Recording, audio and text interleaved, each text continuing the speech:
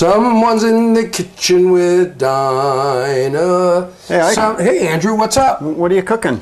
Well, for the longest time, I wanted to make a dish that had all of my favorite ingredients in it, and this is it. My goodness, you've got mayonnaise and peanut butter and Tabasco and black pepper. It's wonderful. Kitchen sink isn't in there. It just might end up in there. So what's the result of all this going to be? Well, you know, I'm not really sure, so I thought maybe you and I could have this for dinner and we'd find out. You want to try what I have so far? All right. All right. Ooh!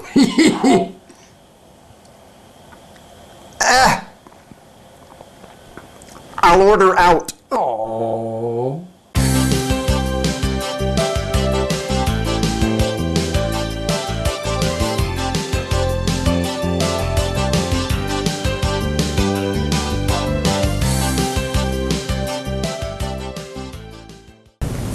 Andrew, as you know, we ask our subscribers to send us in questions that we can then answer in these 5 for 5s. And this week, we actually got a telephone call from one of those subscribers named Christy. And there was a sense of urgency in her voice when she told us about her advertising campaign that she was running that just wasn't producing the results that she had hoped for. And she's narrowed it down to her ads, which she doesn't think are working the way that they were designed to work. So her question for us is, how do I create an effective ad? Well, first of all, Christy, thanks for the phone call. I know it takes a lot of initiative to pick up the phone and call and ask a question like that. It's a great question. Obviously, creating an effective ad is a big subject and more than we can cover in one 5 for 5. We will talk about other aspects in future 5 for 5s, but today, let's start at the beginning, and that is this. When you design an ad, it's very important to understand what the purpose or the outcome of the ad should be. The big problem that a lot of businesses have is they don't take the time to figure that out first, and as a result, they don't see a return on their investment of time and money. Let me give you an example. When I was consulting in Japan, one of my clients was a language school there, and the owner came to me with a very similar question.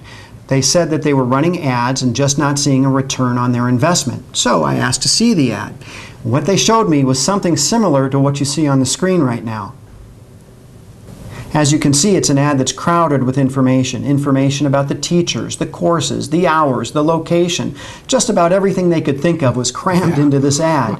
And as a result, it just wasn't very effective. Now, let me point out that Ike and I respect our clients' confidentiality. So the name of the school has been changed in this example. Also, of course, it's been translated from Japanese into English so that you can understand it. But essentially, this is the ad I saw.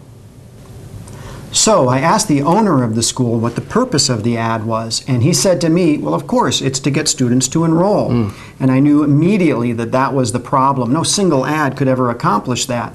So I suggested to him that we redesign the ad with a new outcome, a new purpose in mind. We created a much simpler ad designed just to create interest in people who saw the ad so they would pick up the phone and call. And then it becomes the job of the staff to turn those prospects into students once that contact is made. And that's exactly what we did. We created a much simpler ad, very easy to read, that just created interest, created a desire for people to call the school, and that's exactly what they did. Call rates went up, enrollment rates went up, and we're not going to show you that ad because it's actually part of your action step, and we're going to talk to you about that in just a minute.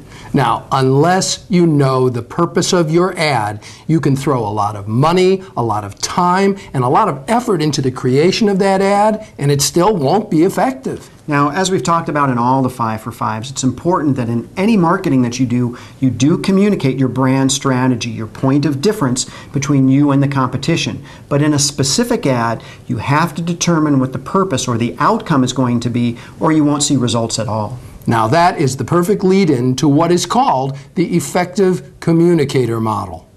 Now, in its simplest terms, the effective communicator model says, 1, know your outcome. 2, measure your outcome. And 3, adjust accordingly. Now, the interesting thing about the effective communicator model is that it applies to all of the communications that you have, all of the marketing that you do, whether it's a phone call or you're in a networking event or a personal appointment. Let's look at it in terms of Christy's question. Ike, again, number 1? Number 1 was know your outcome. as we've been talking about, before you design an ad, know what the purpose or the outcome of that ad is. And number two? Number two is measure your outcome. You should be able to track the results of all of the marketing that you do so that you know if you're getting the results that you need. And number three? Adjust accordingly. Like we did with the Japanese language school, you'll need to make changes to your marketing so that you make sure that you get the results that you're looking for.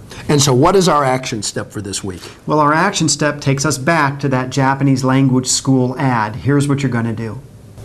Look in your program notes and redesign and simplify the language school ad with its purpose being only to generate phone calls. So whether it's an ad, a phone call, a business meeting, or any communication, it's important to know your outcome before you begin. So, Christy, we hope that was helpful to you and to everybody watching. Thanks for joining us this week. We'll see you next week. I'm Andrew Sokol. And I'm Mike Krieger. Take care. Bye-bye.